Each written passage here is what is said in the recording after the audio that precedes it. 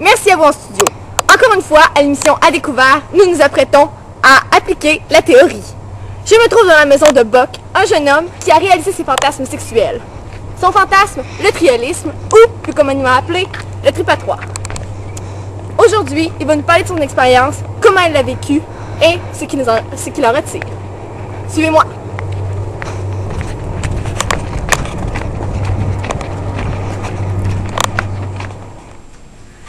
Comme vous savez, on est ici pour que vous nous parliez de votre expérience du triolisme et de la réalisation justement de votre fantasme sexuel. Mais avant que vous commenciez à nous parler de votre expérience, j'aimerais, si vous voulez bien, Buck, que vous nous parliez un peu de votre vie sexuelle en général, de comment vous êtes venu à apprécier justement le triolisme. Ben, j'ai perdu ma virginité à 10 ans avec ma voisine. Là. Elle était plus vieille que moi, là. Pensez pas qu'on était si précoce. Tu sais, j'en ai pas beaucoup parlé, là. À 10 ans, ça passe mal. Fait que, tu sais, j'ai grandi avec ça.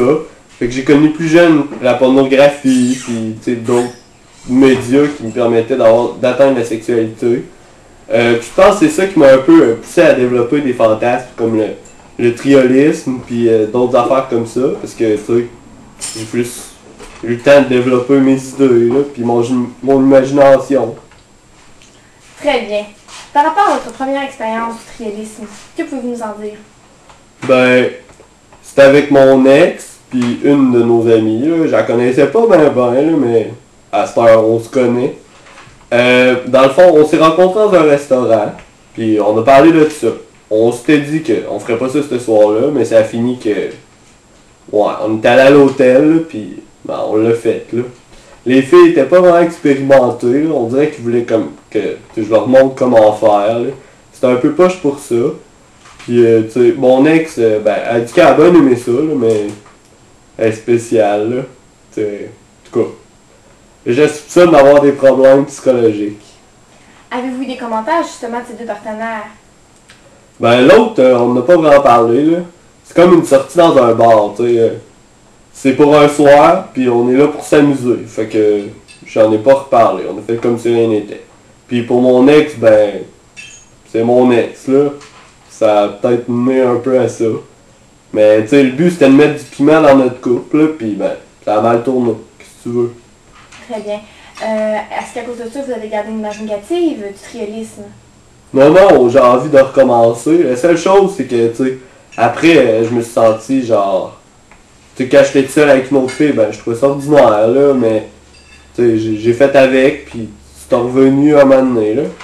Mais, tu sais, j'ai pas... je m'attendais à autre chose que ça. C'est peut-être parce que mes partenaires étaient nouvelles à l'expérience, mais en tout cas. La deuxième fois, c'était plus le fun, mettons. Vous avez essayé de triolisme 2 fois? Ouais, la deuxième fois, c'était avec des Ontariennes chaudes, j'avais rencontré au Star Club.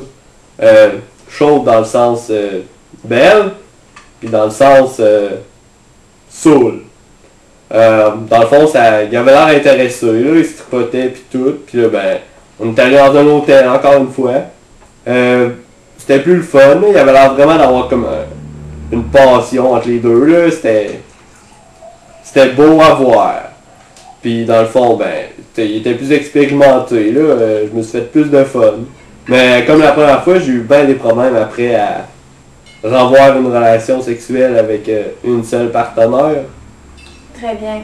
Mais même après avoir justement vécu le triolisme une fois et avoir été déçu parce que vous avez perdu votre copine, ça vous a pas dérangé après de recommencer? Quelles étaient vos motivations justement au triolisme?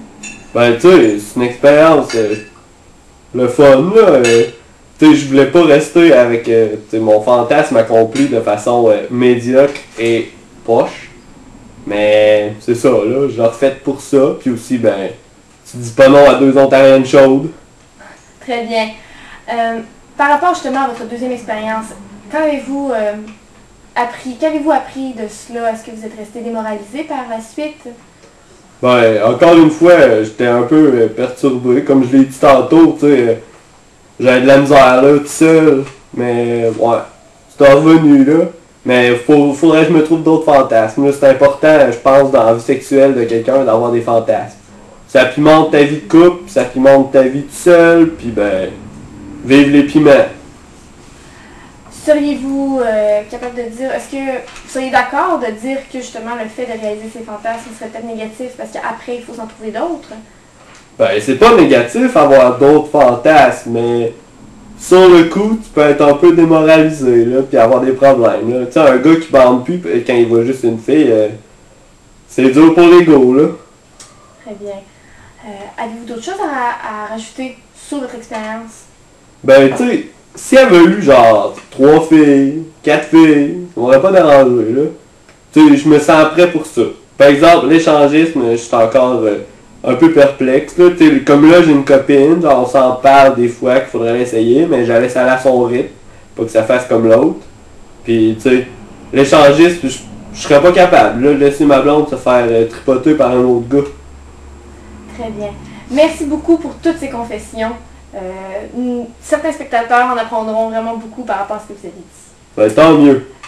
À vous en studio, c'était Tish qui vous en apprenait un peu plus sur Buck et ses fantasmes.